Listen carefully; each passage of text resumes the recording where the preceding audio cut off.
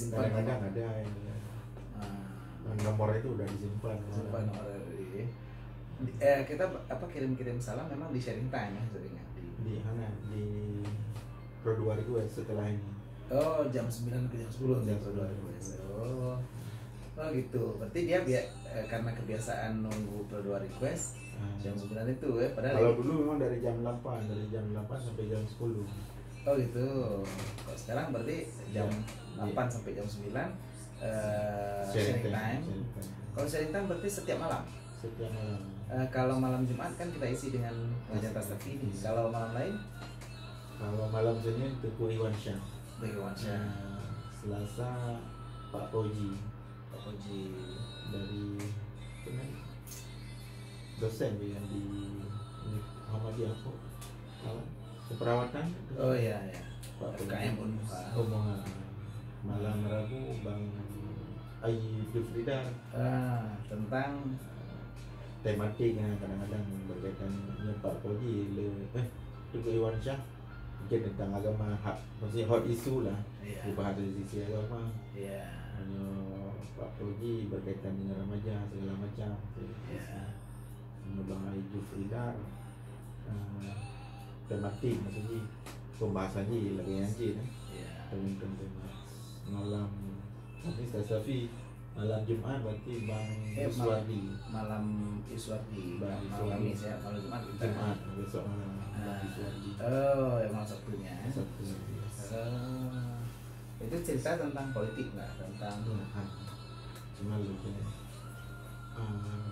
Tema-tema yang tematik kadang-kadang berkaitan dengan kebersihan atau memang kepercayaan diri. Ya, BNN juga sering ya, tapi kan BNN ya? Seminggu sekali. Kalau dulu seminggu 2 kali.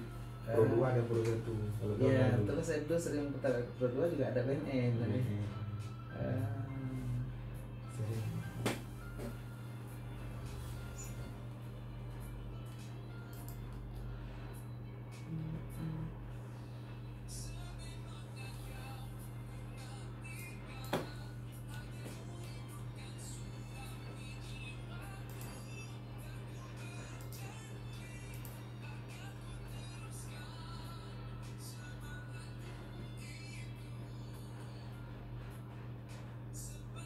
Berarti jatah malam ini jatah Kak Diana.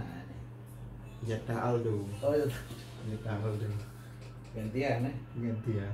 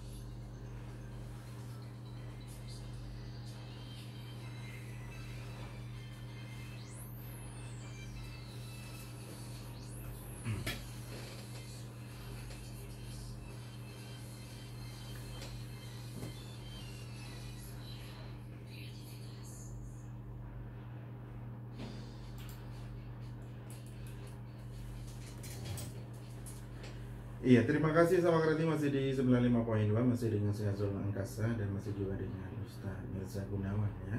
Dan Sobat Kreatif ya, tema kita di malam hari ini menyambut bulan suci Ramadan ya. Dan di malam hari ini Sobat Kreatif ya, ada kuis ya untuk kamu yang beruntung bisa menjawab yang salah satu dari 2 pertanyaan ya. Dari yang pertama, pertanyaan yang pertama, dalam Al-Quran itu surat apa dan ayat berapa Allah mewajibkan puasa? Dan pertanyaan yang kedua, berapa lama waktu puasa umat Nabi Musa? Untuk kamu yang beruntung nanti akan mendapatkan pulsa masing-masing Rp25.000 ya, lumayan ya. Bisa untuk nelpon sahabat, orang tua, dan banyak ya. Dan menarik nih Ustaz Gunawan ya. Iya. Jadi karena memang bulan yang agung dan mulia.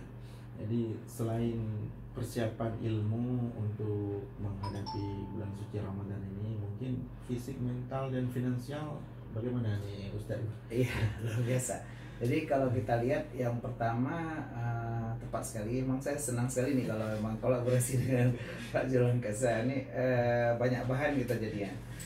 Kalau fisik pastinya kita sebelum Ramadan kita sudah biasakan dengan pertama puasa. Jadi Rasulullah itu bagaimana dijelaskan dalam sebuah hadis yang diriwayatkan oleh Sayyidatina Aisyah, kita sudah bahas di pertemuan sebelumnya di Fadilah Sya'ban, bahwa Rasulullah itu paling banyak puasa selain di Ramadan itu ya di Sya'ban. Jadi memang Rasulullah itu sudah membiasakan diri untuk berpuasa, artinya secara fisik itu di Sya'ban. Di Sya'ban itu paling banyak beliau berpuasa. Jadi kalau dari sisi mental, kita berpuasa di bulan Ramadan ini memang harus ada persiapan sebelumnya, di mana dalam sebuah hadis dhaif Rasulullah juga bersabda, Allahumma barik lana fi Rajabi wa Sya'ban wa ballighna Ramadan. Ya Allah, berikan aku keberkahan pada bulan Rajab dan Sya'ban dan sampaikan aku ke Ramadan. Luar biasa. Rasulullah itu sangat ingin secara mental untuk bisa sampai ke Ramadan, karena memang Ramadan ini afdalus syuhur, adalah bulan yang paling mulia di antara 12 bulan lainnya. Yang paling mulia adalah bulan ke-9, itu bulan Ramadan. Jadi begitu banyak orang selama ini yang hidup bersama kita, saudara-saudara kita, tapi yang mungkin nggak sampai merasakan ke Ramadan. Kita sendiri juga berpikir, apakah umur kita akan berakhir malam ini, apakah tidur kita malam ini, tidur terakhir kita juga nggak tahu. Maka tetap berdoa kepada Allah agar Allah sampaikan di Ramadan. Kalaupun kita meninggal di Ramadan, nggak apa-apa, insya Allah kita meninggal di bulan mulia, fadilahnya jauh lebih luar biasa. Dan yang terakhir finansial pastinya, sebelum kita berpuasa seharusnya bulan Ramadan bulan yang paling hemat seharusnya, penghematan kita. Jadi di sahur dan berbuka sebenarnya tujuan kita berpuasa itu untuk menahan hawa nafsu. Jadi bukan malah makin banyak pengeluaran di situ. Tapi pastikan niat kita kembali, niat kita puasa adalah lillahi ta'ala, artinya karena Allah Ta'ala. Bagi kita yang berpuasa bukan karena niat mengejar keridhaan Allah, maka hati-hati, nanti Allah akan mengkhitab kita di bulan puasa dan berkata, apabila kamu berpuasa bukan untukku, karena kata Rasulullah, kata Allah dalam sebuah diskusi, as-shaumu li wa ana ajzi bi, puasa itu bagiku dan aku yang akan membalasnya. Jadi kalau saat kita berpuasa lalu kita tidak berniat karena Allah, misal aduh puasa biar kurus, biar diet. Nah nanti begitu kita melihat pahala puasa kita, maka kita akan lihat pahalanya berupa diet gitu. Jadi bukan bukan berupa dapat pahala. Allah akan mengkhitab kita. Dan kalau kamu memang ingin dengan sesuatu yang famayuhibbul ajilah, kalau kamu memang kepengen di dunia saja, maka kamu akan saya berikan di dunia. Kamu mau diet, kamu kepengen turun kolesterol, kepengen turun gula, ya berarti kamu dapatnya itu. Jadi nggak dapat sesuatu yang Allah ajarkan, bahwa titel mutakin, innalil mutakina fil jannati wa uyun, sesungguhnya innal mutakina fil jannati wa uyun, sesungguhnya orang bertakwa itu akan masuk surga. Kamu nggak dapat surganya, kamu dapat dietnya, kamu dapat angka kolesterol lebih rendah, atau kamu dapat berat badan atau gula yang lebih rendah.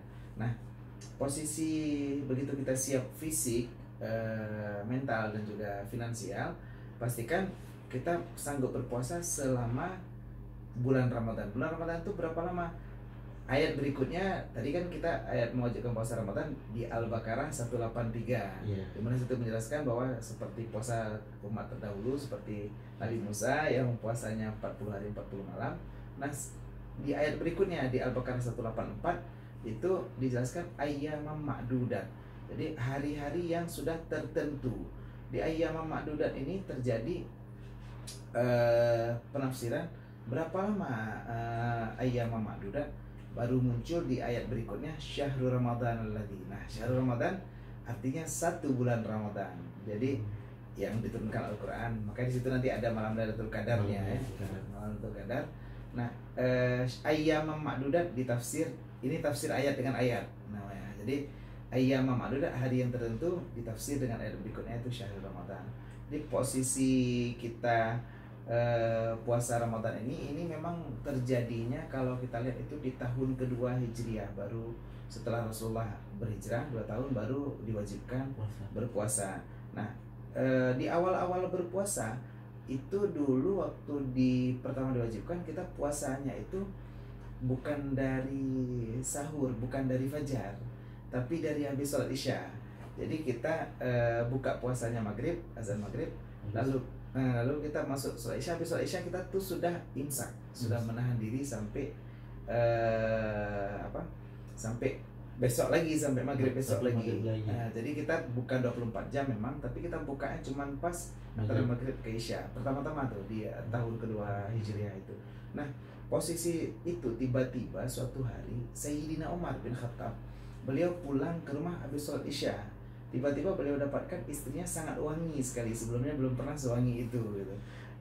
Jadi begitu wangi, diciumnya, begitu dicium, lalu beliau bermanja-manja, bermain-main dengan istrinya, tiba-tiba jadi kepengen dan terjadilah hal tersebut. Artinya beliau bercampur dengan istrinya. Begitu beliau bercampur dengan istrinya, beliau, aduh, ini batal puasa, karena kan malam, tapi batal puasa. Karena dulu kan itu udah jam puasa itu habis isya, jam puasa. Jadi lalu Rasulullah, Sayyidina Umar besoknya setelah sholat subuh kepengen bercerita kepada Nabi Muhammad. Lalu beliau berkata, wahai Muhammad, innallaha la yastahi bil haq. Sesungguhnya Allah itu tidak malu mengatakan kebenaran. Aku mau bercerita sesuatu tapi rahasia, katanya. Ya enggak apa-apa, kasih tahu aja. Beliau bercerita, tadi malam setelah sholat isya saya pulang, lalu tiba-tiba terjadi saya campur dengan istri. Dan nggak disangka ternyata di situ 19 sahabat lainnya mengatakan hal yang sama. Saya juga Rasulullah, saya juga Rasulullah. Jadi ternyata mereka selama ini juga nggak berani bilang, tapi itulah kejadiannya, nggak sanggup tahan karena isya itu sudah wajib puasa. Jadi turunlah sambungan ayat tersebut. Alimallahu annakum kuntum takhtanuna anfusakum. Allah mengetahui bahwa kamu sedang mengkhianati perjanjian ini, artinya puasa ini. Allah mengetahui. Makanya di ayat berikutnya Allah berikan kabar gembira, al-ana basyiruhunna. Sekarang udah kamu gauli aja lah, boleh bergauli. Dan saat itu Allah turunkan lagi di ayat berikutnya, fakulu washrabu hatta yatabayyana khaytul abyadu minal khaytil aswadi minal fajri.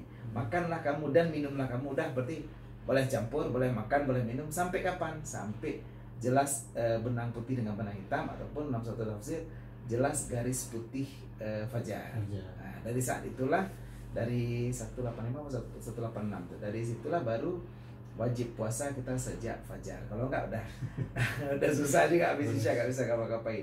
Nah, sekarang baru di ayatnya yang terakhir itu baru ada uhilla lakum lailatul syiyami rafathu ila nisaikum. Jadi dihalalkan kepada kamu di malam Ramadan untuk bercampur dengan istri-istrimu. Jadi bagaimana kita bersiap sedia dalam persiapan Ramadan yang sudah diwajibkan di Al-Baqarah 183 ini, dengan persiapan yang sangat total agar kita bisa berpuasa lebih hebat daripada umat terdahulu. Bayangkan kita lihat umat Nabi Musa dulu 40 hari 40 malam, kita cuma 30 hari dan siang saja. Dan kita bisa lebih siap.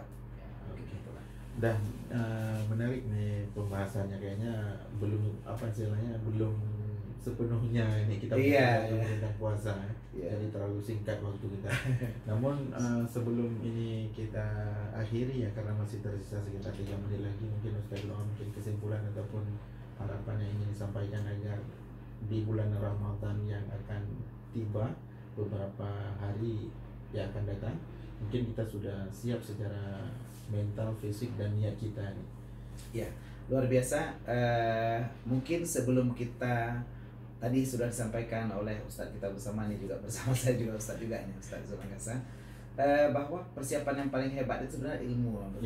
Jadi ilmu setelah kita bertaubat, kita punya ilmunya, bagaimana kita menghadapi Ramadan, tapi kita tahu apa saja yang membatalkan puasa. Itu yang paling penting. Kita tahu bahwa memang setelah kita sahur, misalnya kita minum kopi ataupun merokok ataupun makan sirih. Nah, apabila di mulut kita itu masih ada sisa makanan innya atau rasanya, kita harus membersihkan dengan bersih sekali. Jadi kalau masih ada rasa kopi di gigi kita atau lidah kita saat kita meminum air liur kita yang ada, maka kita batal puasa. Karena air minum itu sudah bercampur air minum rasa kopi, rasa espresso. Jadi ludahnya nggak boleh telan kalau masih ada rasa. Jadi termasuk kalau bisa sikat gigi pun kalau bisa jangan ada rasa, jangan sampai kita ada rasa gitu. Kalau kecuali rasa yang dulu pernah ada itu apa. Pastikan congkel kuping juga jangan, karena itu batal puasa. Jadi walaupun gatal jangan dicongkel. Dahak itu juga batal puasa. Jadi kalau kita ya, begitu kita batuk keluar dahak itu jangan ditelan, karena begitu ditelan batal puasa. Lalu kalau kita sholat, misalnya lagi nggak puasa nih, kita telan dahak itu batal sholat. Nah, lalu kalau kita misalnya nggak sholat dan nggak puasa, ini lagi posisi duduk ini, ada keluar dahaknya kita telan, itu haram. Karena dahak itu kotoran. Jadi tetap haram ditelan, walaupun tidak membatalkan apapun, tapi tetap kegiatannya haram. Jadi kita tahu tuh jangan ditelan. Dan habis itu selama puasa mungkin kita bisa menghindari BAB di waktu siang. Jadi kalau bisa jangan buang air besar di waktu siang, karena saat kita boleh buang air besar di waktu siang, tapi saat mencuci dijaga jangan masuk sedikit pun, karena memang itu sangat sulit sekali menjaga jangan masuk. Habis itu kalau kita mengeluarkan sperma selama puasa, kalau mengeluarkan tapi tidak keluar, mohon maaf, mungkin kita istimta dengan istri ataupun istimna dengan tangan sendiri, seperti yang mungkin onani atau apa. Onaninya tidak batal puasa, keluar karena onani itu batal. Sementara keluar dengan mimpi tidak batal. Nah, keluarnya dengan onani itu batal. Habis itu operasi, misalnya kita buat operasi pada perut, itu batal puasa. Operasi di tangan kita patah di operasi di tangan nggak batal, karena nggak ada rongga. Kok di perut batal. Suntik, kalau suntik pada pantat nggak batal, kalau suntik di perut batal. Kalau kita taruh minyak angin di perut atau di leher, masuk panasnya, karena yang masuk panas nggak apa-apa, karena itu rasa bukan ain. Kalau ainnya bisa minyak anginnya masuk airnya ke dalam, itu batal. Tapi kan bukan airnya yang masuk, panasnya yang masuk. Nah, karena panasnya nggak apa-apa. Habis itu ludah yang boleh kita telan adalah ludah kita sendiri, dan tidak bercampur dengan yang lain. Tidak ada rasa kopi, tidak ada darah yang keluar. Dan tidak boleh kita telan ludah orang lain. Nah, mohon maaf, misalnya kita lakukan French kiss, ciuman mulut dengan mulut sama istri, ciumannya tidak batal. Tapi air liur dia yang masuk ke mulut kita itu batal kalau ditelan. Jadi harus dicuci dulu baru ditelan. Dan maksudnya ilmu-ilmu seperti itu juga harus tahu. Kita wudhu madah nggak boleh waktu cuci mulut itu sampai ditegakkan, karena bisa masuk le yang temut daripada yang tebuk. Begitu istinsyak juga jangan masuk melebihi khaysyum. Jadi jangan sampai air itu masuk melebihi pedih, kalau bahasa Aceh itu sampai hidung kita pedih. Nah, itu masuk kuis ya. Oke. Kayaknya bukan ya. Oh gitu. Nah, bekam juga, kalau menurut Imam Syafi'i makruh, tapi menurut Imam Hanafi itu batal. Jadi karena Imam Malik juga banyak keluar darah, itu batal juga walaupun nggak bekam.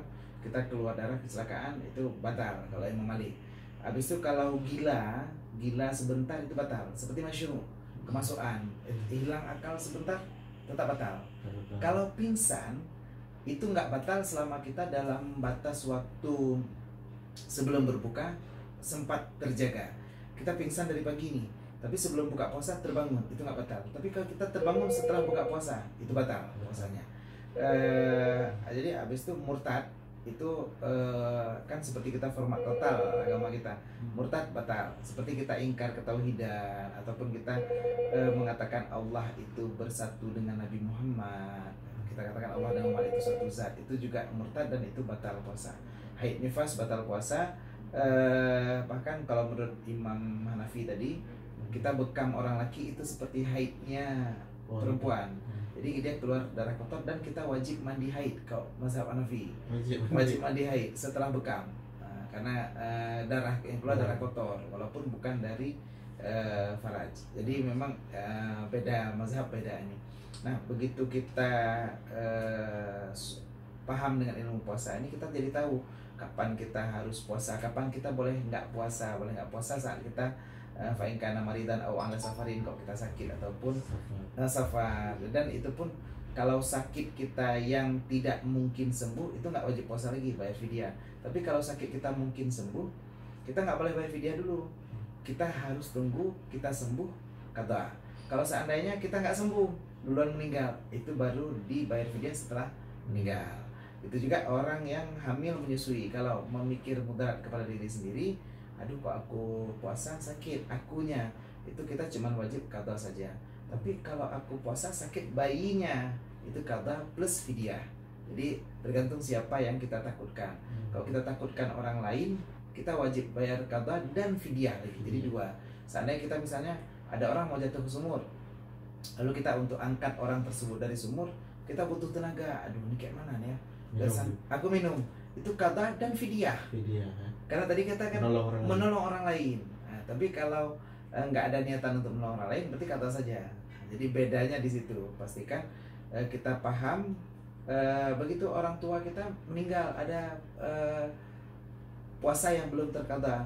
Nah, itu kalau dalam hadis Rasulullah, man mata wa alaihi siyamu Ramadan falyasum anhu walihu. Karena siapa yang meninggal sedangkan punya kewajiban Ramadan, maka berpuasa daripadanya walinya. Berarti kita qadhakan puasa orang tua kita.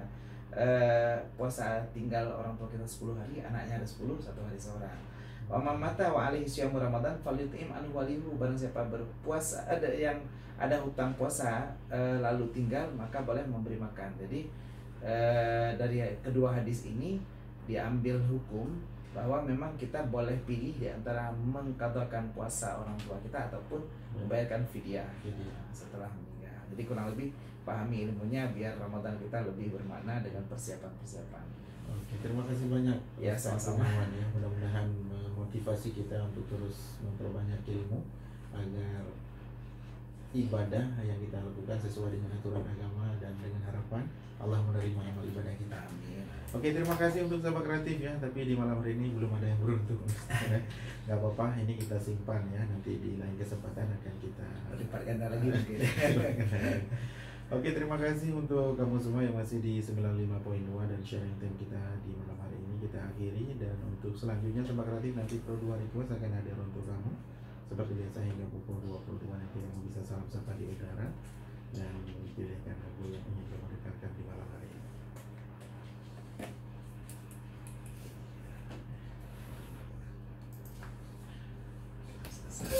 Kasih banyak Pak Joni, alhamdulillah. Kasih banyak. Saya kasih banyak ya. Saya senang nih kalau pas siaran sama Pak Jo. Sama Delong.